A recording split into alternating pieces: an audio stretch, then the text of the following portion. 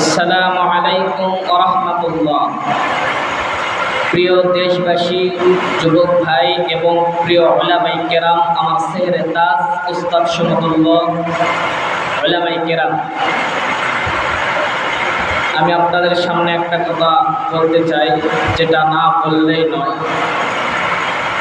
যে ভাই, দুনিয়া কিন্তু থাকার জায়গা নয়, একরকম। দুনিয়ার জমিনে আপনি এসেছেন অল্প কিছুক্ষণের সময়ের জন্য।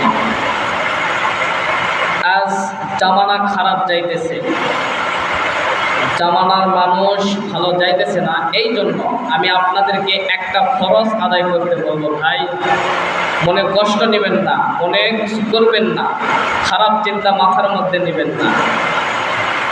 ফরজটা হচ্ছে যে যারা বিবাহ করেন নাই, এখনো সিঙ্গেল আছেন, তাদেরকে একটা কথা বলতে চাই, তারা অতি তাড়াতাড়ি বিয়ে শাদী করে ফেলে। কারণ আপনি যদি বিয়ে না করেন, কারণ এই জন্য আপনার ঈমান হারিয়ে যেতে পারে। কি কারণে? আজ ঈমান চলে যাওয়ার মেন লক্ষণ হচ্ছে নারীর ফিতনা। এই জন্য আমরা যারা বিয়ে শাদী এখনো করে নাই, তারা অতি শীঘ্রই, অতি তাড়াতাড়ি আমরা বিয়ে শাদী করে ফেলি। 2 নম্বর বিষয় হচ্ছে, আমরা বিয়ে শাদী করলে কি লাভ হয়? আল্লাহ রাসূল হাদিসের মধ্যে বলে দিয়েছেন, যে ব্যক্তি